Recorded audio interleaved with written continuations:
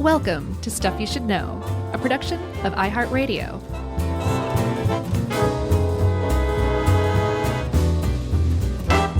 Hey, and welcome to the podcast. I'm Josh, and there's Chuck, and this is Stuff You Should Know about one of the more shameful chapters in U.S. history, and indeed medical history, I think you could say, too. Yeah, for sure. And by the way, if you hear weird noises, my immediate neighborhood is sort of crazy right now. What's going on? Well, I've got construction next door. I've got a lawn crew across the street, and they're also shooting a movie across the street. So it's just pandemonium is happening outside these sort of quiet doors. You know what I would call that? What? Shameful. Not like this No. episode, for sure. That was my attempt at a segue. Yeah, nice work. I don't know about that, but thanks. By the way, this one is a listener recommendation and a teenage listener. This came from Miles Kendrick, a 14-year-old. Nice, Miles. Great idea. Yeah, thanks for that. We're talking about what's called the Tuskegee Syphilis Experiment, or Tuskegee Syphilis Study. And the actual official name for it was the Tuskegee Study of Untreated Syphilis in the Negro Male. Yeah, that spells it all out, doesn't it? It does. The fact that there's an official title for this just really kind of goes to show you just how nefarious the whole thing was. And it was indeed a nefarious experiment, no matter, it doesn't really matter how you slice it. You can look at it any number of ways, and it always still washes out stinky. Yeah, it does. And this was an experiment. I guess we'll go ahead and say what happened generally is that they recruited black men in Macon County, Alabama, that had syphilis. Kind of one of the misconceptions is that they were given syphilis as part of this. Not true, but don't worry. We did that in Guatemala, as we'll see later on. Yeah. And signed them up for this study where they would not treat these men of syphilis just to see how it progressed, basically, because they had this notion, and, of course, this doesn't excuse anything, but one of the supposed reasons was that they had this notion that syphilis was different in white men than black men, and that in black men it was more cardiovascular based as far as the symptoms and the results, and then in white men it was more neurological. And it was initially supposed to be a 6-month thing, but it went on not for 4 years, not for 14 years, but for 40 years. Yeah. It started out in 1932 in the Jim Crow South, and it carried right through the entire civil rights era. A number of other historical things happened during this time that should have given the researchers pause. But from what I saw, the best explanation is not that these people were inherently evil, although you can make a case that at least one of the people who led the study at one point was. We'll talk about him later in Guatemala. But more that they just came to see these men, these individuals, these human beings as nothing more than a data set, and that they stripped them of their humanity so thoroughly that they didn't even really think that there was anything wrong with what they were doing, even over the course of 40 whole years. Yeah. And the reason why they chose Macon County is a few reasons. One, its proximity to Tuskegee, which was, key as the place where they carried this stuff out. Another is because they zoned in on that area because they initially were trying to find out how many people had syphilis and where, so they could treat these men. Right. And they found that Macon County, Alabama, had the highest prevalence of syphilis. And also, and this last part comes from the files that were released and collected, I think, in the last decade even. They were sharecroppers. They were rural men, and they were poor men. And the quote that was in these papers that I found was that they found them immobile and malleable. Yeah, they were an extremely vulnerable population. Even among the black population at large in the Jim Crow era, these were like the most vulnerable people, and they had less rights than even other black people at the time in America. So yeah, they picked on them very specifically. And that you kind of hinted at something that I find is one of the most cynical aspects of this whole thing, that initially the program that was working down there was a well-funded program that was treating syphilis. And then the funding ran out of that, and they said, well, we still have all these people that we know have syphilis. Let's try something different and not treat them. And that was the beginning of the whole thing. Yeah, and it's also key to point out before we get into the grisly details is that these men did not know they had syphilis, and then they also thought that they were being treated. They were told they had, quote, bad blood, and the whole time they thought they were getting treatment when they were getting placebos. Right. Yeah, and then I read a couple of men who suspected or knew they had syphilis and wanted to go get it treated, and the people running the study prevented them from getting it treated, either by telling them not to go do that or by telling doctors in the area, do not treat any of these men because they're part of the study we're carrying out. Because that's another thing, too. I think a lot of people think that this was some secret government study conducted in absolute silence. It was not at all. It wasn't even an open secret. It wasn't a secret at all. So much so that the people running the study published 13 different journal articles over the course of that 40 years and put out published annual reports on the progress of this thing. So it was just right out there, and people just overlooked it or ignored it for 4 decades. Yeah, it was a time when, the medical community certainly was aware, but the public at large and the media didn't really look into, medical papers and stuff like they do these days. Yeah. And we should point out that all of this was done despite a 1927 statute in the state of Alabama that requires treatment of syphilis. Like it was a state law that they just brushed aside, basically. And all of this done for the promise of hot meals, treatment, and burial insurance, basically. Yeah, for sure. So, yeah, I think that's a pretty good setup. I think we should kind of describe what these men were suffering from in the first place and talk a little bit about syphilis.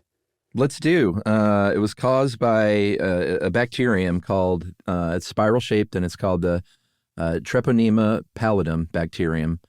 And they don't know where it came from, but they know that it dates at least all the way back to Naples in 1495 when mercenaries serving in the French army got syphilis and then very quickly spread it far and wide because for 8 years later, it was in India and China.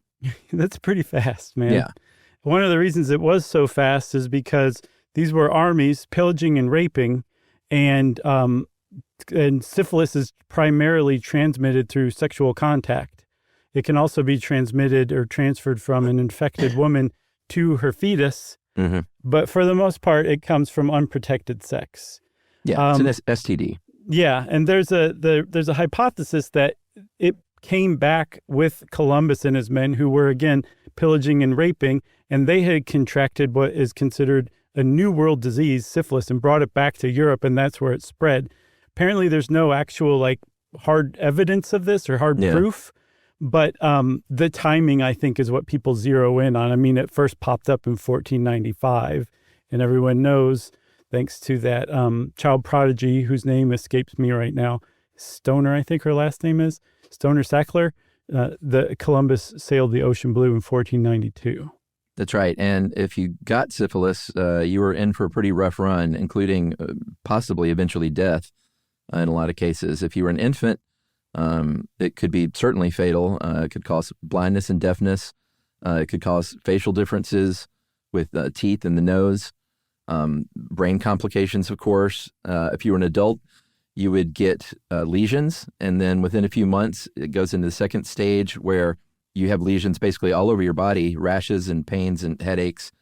And then finally, the disease in the third phase, it dials back, it abates a little bit, where it's not transmissible, but in that latency period, all of a sudden it can attack your organs, specifically your liver, and cause liver failure and kill you. And blindness and neurological impacts like dementia and paralysis. And that's one of the things that makes it so insidious is after the initial infection symptoms, it just seems like it went away. And then out of nowhere, it can just come back and kill you, like you're saying, right? So this is what these men specifically in this study were dealing with. I think all of them were in late latency syphilis, where they didn't necessarily have symptoms any longer. And the idea that this was an indefinite open study that was essentially like, this study will end when all these guys are dead, meant that they were specifically, by not treating them, waiting to see how they died, including from complications of syphilis, like you said, that included organ failure throughout the body.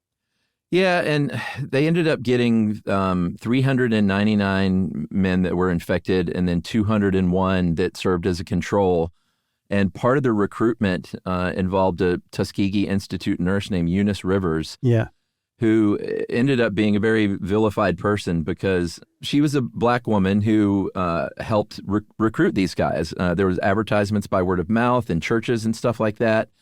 And she was co-authored on 2 of the 13 papers and, of course, was vilified for this, for doing this to men from her own race. But it seems like she knew what was going on, but she really believed what she was being told by the Public Health Service, that black men, it progressed differently in them than in white men. And that's sort of the basis of what they were trying to root out. I saw that she also reasoned it that at least these sharecroppers were getting treatment that they otherwise couldn't have afforded. Which was no treatment. Exactly. And hot meals too. Like that was, it started during the Depression. Hot meals was such an incentive that people would submit to medical experiments for them. So that was it's easy now to overlook how important that was, but that was a big deal sweetener for them. Yeah, and penicillin was something that they had been, they'd been searching for something like penicillin for a long time, especially in Germany. They were looking for, they called it a magic bullet that would, kill the microorganism, kill the bacteria without harming the cells that it was infecting. And from 1910 on, they had some stuff that kind of worked, something called, oh boy, here we go, arsphenamine, yeah? Do you want... Arsphenamine? That's what I was going to go with. Nice work. But in 1940, a Scottish physician named Alexander Fleming came along and had proven basically in 1928 that penicillin worked. And in 1940, it was when it was finally published in The Lancet, is like, hey, this is sort of this miracle magic bullet we were looking for. And, 1940 is kind of squarely in the middle of this study, yet they didn't use penicillin still to heal these guys. No, the fact that a treatment, because before that treatment was really bad for you, they would people had been using mercury to treat it since about 1500. And then that arsphenamine was a type of arsenic, I think you said. So it might not have worked. It took a year. It was very expensive and it was not a pleasant thing. When the penicillin came along, you could get 1 injection of high dose penicillin and it could cure syphilis in 8 days. It could even cure late-stage latency syphilis that was already attacking your organs. It could at least cure the syphilis. It wouldn't reverse the organ damage. So the fact that they knew that this existed, I read the Public Health Service was instrumental in developing penicillin as a treatment for syphilis. So it's not like the Public Health Service hadn't heard that penicillin worked. That is one of the more damning points. There's no defense that they could offer that would justify withholding penicillin since they knew it worked. And the study went on for 31 more years after that? Yeah, I don't think anyone ever contended that it was on the table like, hey, we have a cure, now it's going to stop, because that's not what they were after to begin with. No. And in fact, there were quotes from people later on who were involved and tried to defend it. That was basically like, yeah, we had to actively make sure that these guys didn't get penicillin from other doctors who didn't know about the study for things like colds or whatever, because they would accidentally cure the syphilis. That's the links that they went to. The penicillin was an enemy to this study, essentially, is how they thought of it. Well, one more link that they went to before we take a break was when World War II rolls around, they purposefully made sure that these study subjects, these men, were exempted from the draft, because when you go through the draft process, you get tested for STDs and treated for STDs. And so they're like, no, that'll ruin our study. We got to make sure these guys don't get drafted. So the takeaway from that is these men probably would have been better off being drafted and potentially even storming the beach at Normandy than being at home in Alabama, being quote unquote treated by doctors. That's a good point. And the way that they did it, too, kind of shows just how complicit a lot of people in the area were. It's not like the Public Health Service didn't pull some strings to make this happen. They went to the director of public health for Macon County and said, hey, you're friends with the guy running the Selective Service Board. Why don't you, make sure that this works? And he did. He pulled the right strings and he made it happen. But so there were a lot of people who came together to make this happen and to prevent these men from getting their syphilis treated one way or another. All right, let's take that break, and we'll be right back right after this.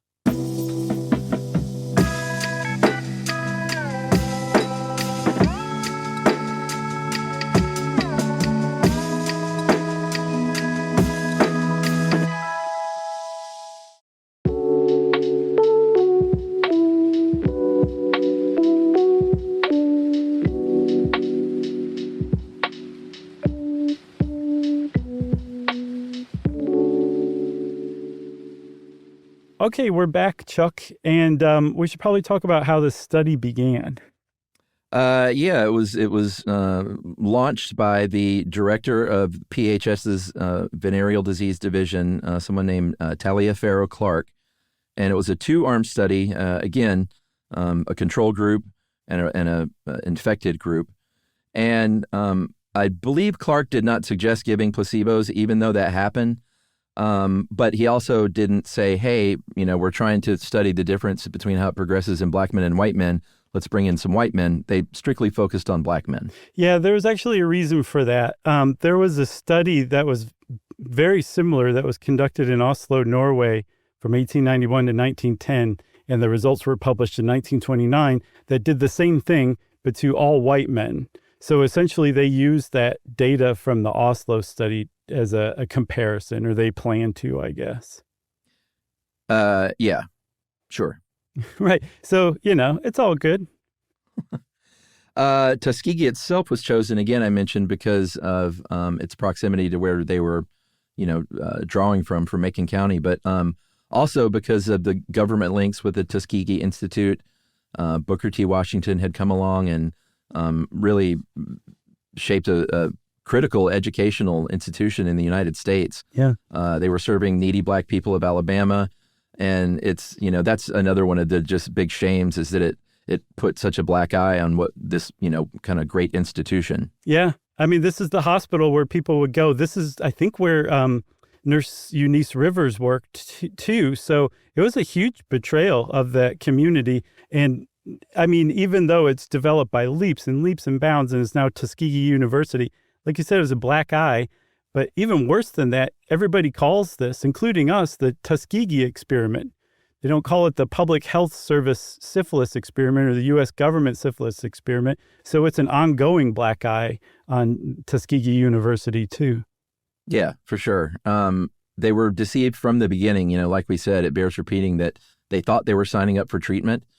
In fact, they called it a quote, special free treatment, end quote. And, so these guys lined up for it. They thought they had bad blood, and they got placebos in the name of aspirin, mainly. Like 5,000 pink aspirin tablets were shipped in 1934. Also, these tonics in tinctures they would mix up that, they said was going to get their bad blood treated. Yes. So you said that Taliaferro Clark, and it conceived of this whole study. I think he stepped aside pretty early on, and starting in 1933, the next year, a guy named Raymond Vonderler picked up and took over and actually expanded it, and now said, okay, we're looking for neurological effects. Let's start giving these guys spinal taps that are really, really dangerous, can be really painful, and can give you horrible headaches afterward, too. So let's just throw that in for just for kicks. Yeah, and also in those papers that were released and collected recently, that same person, there was a letter where he was talking about all the complaints from the patients getting spinal taps and how awful it was. And he was like, I'm paraphrasing, but basically like, now I'm the one with the headache. Yeah. Yeah, he said that. So, yes, this is kind of like the patronizing, at the very least, patronizing tone that the people running this experiment had toward everybody. Yeah. So we said also that penicillin came around in the late 1940s or 1940s at some point. And that was one thing that it was like, okay, you guys should have stopped everything and given these guys penicillin. Another thing happened in the 1940s that essentially should have put an end to this, and that was the Nuremberg trials after World War II, where, among other people, a bunch of Nazi doctors, I think 23 Nazi doctors, were put on trial for war crimes for running horrible, horrific medical experiments on people during World War II. And I think 7 of them were sentenced to death. And yet, despite that, the people running this syphilis study were just like, gosh, Nazis suck. Good thing we're not Nazis. We're just going to continue on with this experiment. Yeah. In 1957, this was in the 25th year, the Surgeon General awarded certificates to these patients, like, congratulations on all your work here in this and participating in this study.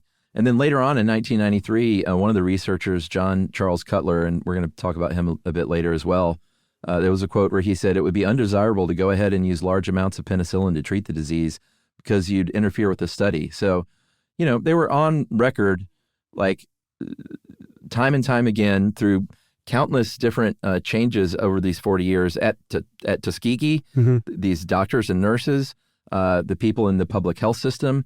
Like, it wasn't just like one like mad scientist running the show all these years. It was just new people kind of changing hands and leading this charge like year after year for 40 years. Yeah, and one of the things that they clung to both internally and externally is this idea that became outdated when penicillin came along, but they still kept going with this excuse, was that treating late stage syphilis could actually cause more harm than good. You could get the syphilis stirred up again, and that could cause that organ failure. So you're better off not treating it. And by the time penicillin came along, by the time Nuremberg came along, all of these patients would have been in late latency syphilis, were they not already? So that was the thing. Like, that was what they would push back on, even though it was not true anymore. I like, once penicillin came along, it was not dangerous at all, and it really, really worked. And yet they still used that as an excuse whenever it was challenged. It was very rarely challenged, but it was challenged by some people, as we'll see. Yeah, there was the first person brave enough to even say anything was named Count Gibson. He was a Richmond physician, heard about the study through a lecture in the 1950s from Sidney Olansky, and wrote a letter saying, "I'm gravely concerned about the ethics of the entire program." He continued to sort of observe the study after penicillin came along, and he, Olansky basically, came back and said, "I think our work is helping out these participants overall, and just keep quiet about it." Yeah, just all of the thinnest excuses. That was what they would defend themselves with. I guess Count Gibson did end up keeping quiet because the medical college that he worked at in Virginia essentially said, you need to be quiet or else, I would guess, lose your job. So that was in the 50s, right? Yeah. Next up was a guy named Bill Jenkins, who was one of the CDC's first African-American professional workers. He was a statistician. His widow also called him essentially a radical that was very involved in the civil rights movement from a very early time. And he learned about this, and the bald-faced racism that was just inherent in it really obviously stuck in his craw. And he tried very hard to get the New York Times and the Washington Post to cover it, and they didn't. He later said we probably should have created a press release and done it differently. They just sent all this stuff to the New York Times and WAPO. It's not clear whether they would have published anything on it anyway, but he gave it a try, and he eventually was like, I can't do anything else. I think he also tried internally, too, to get it to stop, and it just didn't happen. Yeah, so that was 60. In 64, there was a Detroit cardiologist named Irwin J. Schatz, and he was like, I can't believe what's going on. Like, I read this study, because again, they were putting out these studies, and the medical community was reading them, and some people were like, wait a minute, what is going on down there? And he said, I suggest that you reevaluate your moral judgments on this. And there was a co-author named Ann R. Yobbs who said it was a co-author of the syphilis study that said it was the first letter they got like that, and that she planned to ignore it. Yeah. So, yeah, they were also pretty arrogant in this stuff, too. Well, they eventually ran head-to-head with a guy named Peter Buxton, who was working for the Public Health Service. He was a venereal disease investigator in the Tenderloin in San Francisco.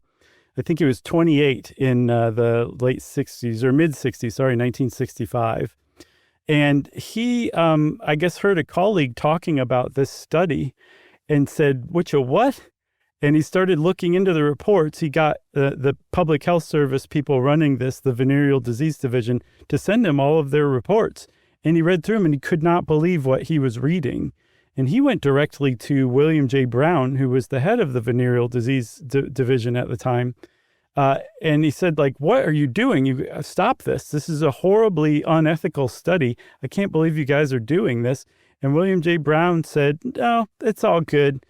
These guys are getting medical care that they otherwise wouldn't. And by the way, did we say it's dangerous to treat people with late-stage syphilis?" And I'm sure Peter Buxton said, "No, it's not." And William Brown said, "Yes, it is." And it just went like that for a while. Well, they also responded that, hey, this is political dynamite. And a 1969 review said it was a hot potato.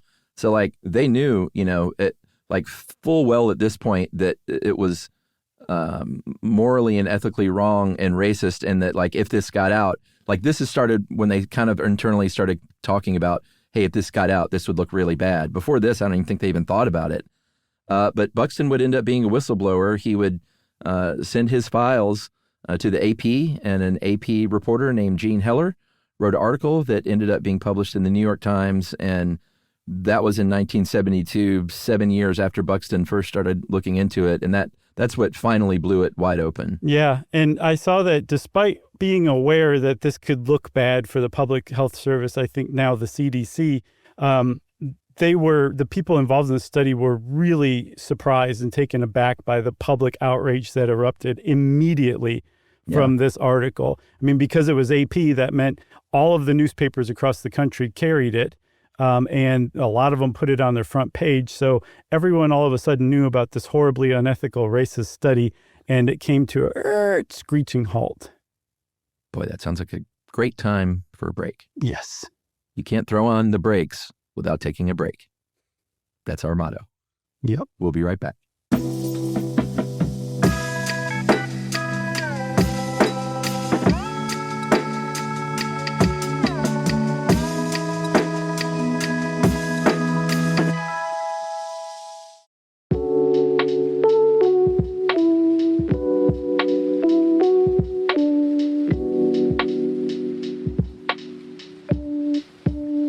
All right, so Josh threw on the brakes, just like the doctors performing the Tuskegee Syphilis Experiments in 1972. It was a big political scandal.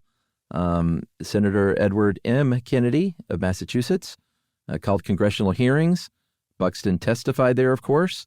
And in 1972, kind of late 1972, an ad hoc advisory panel said, "You got to stop this study. It's pretty clear. It's ethically unjustified," was the quote, "and it results in, quote, disproportionately meager compared with known risks to the human subjects involved." Yeah, and I mean, when they started to look into it, they were like, this study's not even particularly scientific. And one of the big things I saw was in an episode of a podcast called Distillation by the Science History Museum. And they were basically saying some of these guys did accidentally get treated with penicillin. Other guys in the control group accidentally contracted syphilis. And so they would just take them and be like, okay, you're in the control group now because you got treated accidentally. You caught syphilis accidentally. You're in this untreated group. They would just shuffle people around. It was not a very well-run study considering how much time and effort was put into it. Yeah, I mean, they never got any like great data in return for this 40 years of, torture, basically, The data I saw that they did get was possibly as many as 128 of these men died from untreated syphilis. Yeah. Like, that's the bottom line here. They would not have otherwise died because penicillin is so effective. They died specifically because they were participants in this study. And that is that. There's no other way to put it. Yeah. I mean, if you remember in 1997, I remember when this happened, President Clinton invited, at the time there were 8 living survivors of the experiments, to the White House to offer, the formal apology, and said it was like a clearly racist, shameful thing that you endured. And this was after a legal settlement. There was a $10 million legal settlement and benefit program. At the time, I think when it ended, 70 men who had not received treatment were still alive, and the survivors got $35,000. Their heirs got $15,000 from a class action lawsuit. And then they started in 1973 the Tuskegee Health Benefit Program, basically like, hey, we're going to provide medical care for your survivors, for your families, for widows, for your children, basically starting in 1975. Yeah, because that's something that is forgotten a lot of times. These men had families. They had wives. They sometimes had wives that they were still having babies with. So like their spouses and their newborn children were at tremendous risk of contracting syphilis because they were in this untreated program. So free health care for the life of them, their spouses, and their children seems like step one, the most basic thing that you could do, Yeah, and the effects of this were devastating, certainly to those families and to the men who participated and died, and even the ones who didn't. But an ongoing effect has been felt, even today and since then. They've done studies and found data basically that all but proves that the Tuskegee experiments had a negative effect on African Americans in the United States, not trusting doctors, not trusting nurses, not trusting the medical establishment at all, and not seeking treatment, and having negative health effects because of this. And they've basically proven it because it's even more localized. Like the closer you get to Macon County, the more the data has proven that people did not trust doctors. Yeah. And that's another moniker that I'm sure Tuskegee University is not happy about. It's called the Tuskegee effect. Yeah. One of the pieces of datum that I saw that really kind of caught my eye was that Black men in America seeking out professional medical help dropped by 22% in the 4 years following when the news of this story broke. So it had a pronounced effect. And in 1997, so this is 25 years after the study was finished, there was a study that found that 32.1% of Black women surveyed in a study agreed that scientists were not trustworthy, compared to 4.1% of white women at the time. Yeah, and there was another thing, too. It was the Tuskegee effect is widely blamed for containing the AIDS epidemic in the 1980s and 90s in the Black community so difficult. And a 2021 study found that 27.7% of the people, the Black Americans surveyed, found that they believed the government created AIDS to essentially carry out a genocide against Black Americans. Yeah. That's the level of distrust that came from Tuskegee. But there's a historian who knows all about this. Her name's Susan Reverby, and she was on that distillation podcast episode. And she essentially said, that's true, but pinning all of this on the Tuskegee experiment ignores all of the structural racism that is still going on. Yeah. That is like current and is keeping the whole thing fresh in the minds of Black Americans, because it didn't just happen once and they lost trust. It happens again and again and again every day, essentially, to Black Americans when they seek health care in the United States.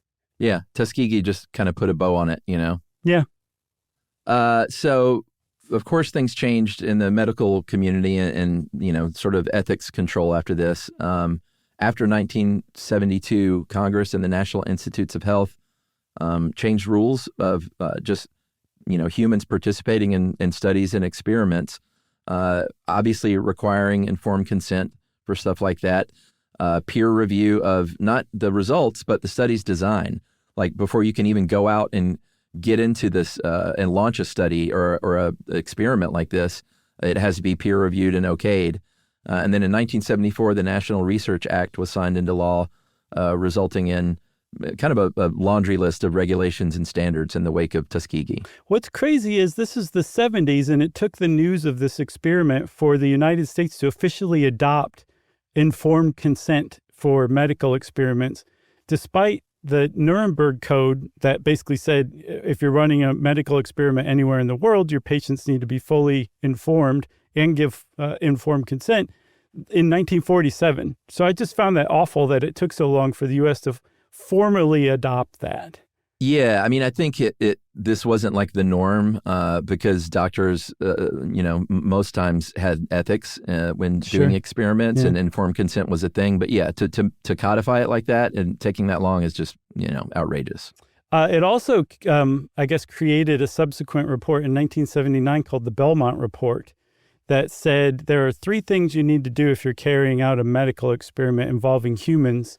You have to have respect for the people involved. You have to show beneficence, which is essentially like you need to go beyond the basic minimum requirements of making sure these people are protected and actually exert some sort of kindness even, like go way beyond that. And then justice, equality in treatment, equality in including participants, equality in distributing the results of this stuff and the fruits of these studies.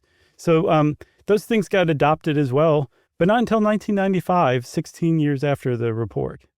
Yeah, 95 was also when President Clinton ordered, sort of a slew of presidential committees on bioethics and how things were done. So, yeah, a long, long time after it ended, we promised talk of Guatemala because a very similar and worse thing happened in Guatemala in 1946, 47, and 48 when the United States government funded medical research which did not study untreated syphilis in Guatemalans. They deliberately exposed and infected Guatemalan soldiers, prisoners, sex workers, mental patients with syphilis. I feel like we talked about this before at some point, but it's horrific how they went about this. Yeah, 83 of these patients died.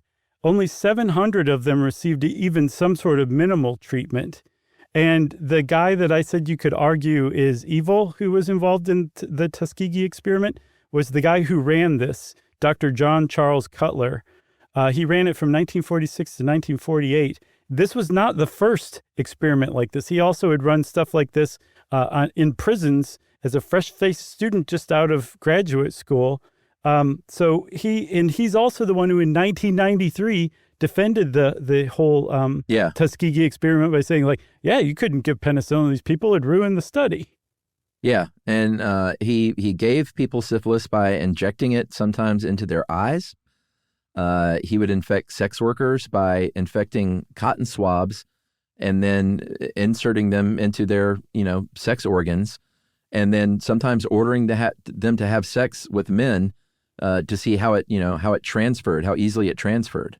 Yep. Ugh. So we said that structural racism still exists in healthcare, and I've got one last stat that kind of drives this home.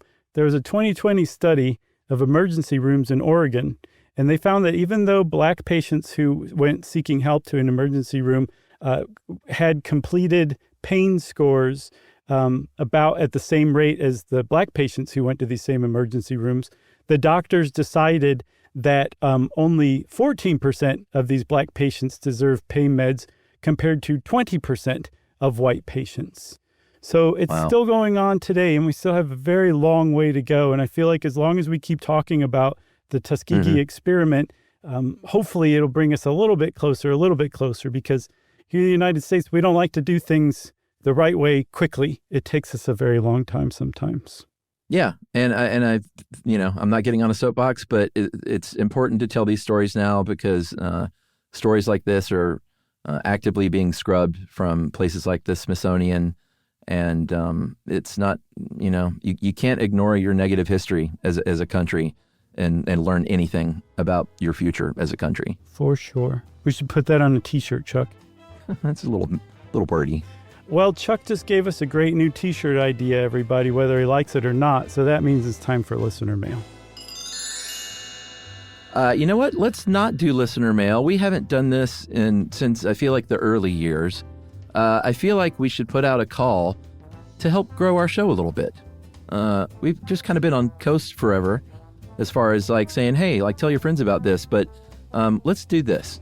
and you tell me if you approve. And if not, we'll just erase all this. Okay. But I charge every listener who loves Stuff You Should Know, find your favorite episode ever, whether it's ballpoint pens or the Muppets or the time the Nazis invaded Florida. D.B. Cooper. Like D.B. Cooper, like whatever your favorite Stuff You Should Know episode is, and send it to 3 friends and say, hey, check this show out. I think you'll like it. And that would help us out. We're always looking to, grow the show and expand to new audiences who have never heard of us, even after 17 years. So it really helps us out, and we would really appreciate it. Very nice, Chuck. I think that was great. I don't object to that at all. Fantastic. Well, like Chuck said, go forth and spread the gospel of Stuff You Should Know. And in the meantime, if you want to send us an email, you can send it off to stuffpodcast@iheartradio.com. Stuff You Should Know is a production of iHeartRadio. For more podcasts from iHeartRadio, visit the iHeartRadio app, Apple Podcasts, or wherever you listen to your favorite shows.